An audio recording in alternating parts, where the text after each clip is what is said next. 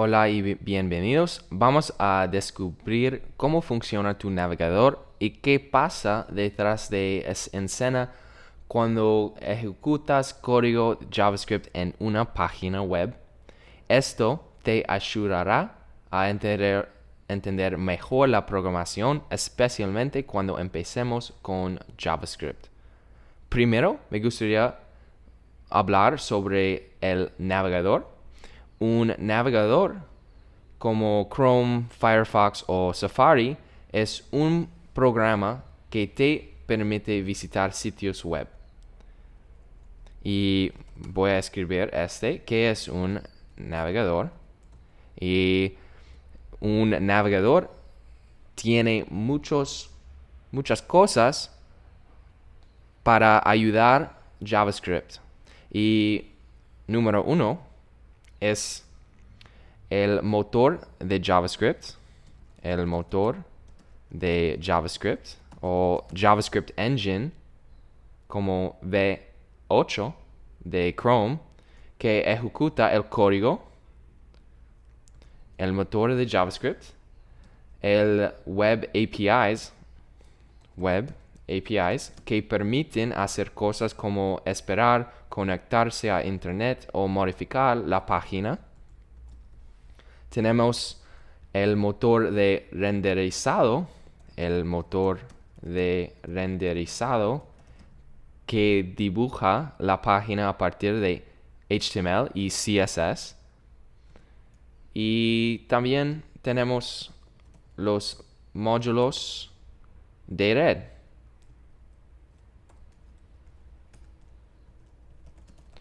que gestionan la conexión con internet.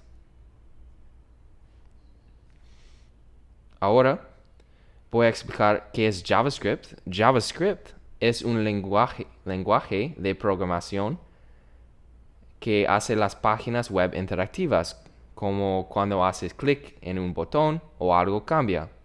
Se ejecuta directamente dentro del navegador. El motor de JavaScript es muy importante. Este motor traduce el código de JavaScript para que el navegador lo entienda. El motor de JavaScript analiza el código, lo compila a instrucciones de máquina, lo ejecuta y es muy útil. Y también el motor tiene dos áreas de memoria. Número uno es el call stack. Y este es la controla que funciones se están ejecutando. Y el otro se llama heap. El otro es heap. Almacena datos como variables y objetos. Y puedo mostrar un ejemplo. Por ejemplo, una cosa como let usuario, o let persona igual name o nombre se llama Alejandro y el otro es edad 14. Este es un objeto y este objeto está adentro del heap. ¿Ok? También con el navegador tenemos web APIs y JavaScript no puede hacerlo todo por sí solo. Entonces usa web APIs para esperar tiempo con setTimeout, como esa aquí. Y también con obtener datos con fetch aquí. Y modificar la página con el DOM o Document Object Model. Voy a mostrar este ejemplo de setTimeout aquí y adentro del navegador en la consola podemos ver inicio, fin y después espero 2 segundos. Este es un ejemplo de el poder de Web APIs aquí. Y tenemos este primero, este segundo y este tercero. Pero este, porque estamos esperando, este va a ser número 3, el tercero en la consola aquí.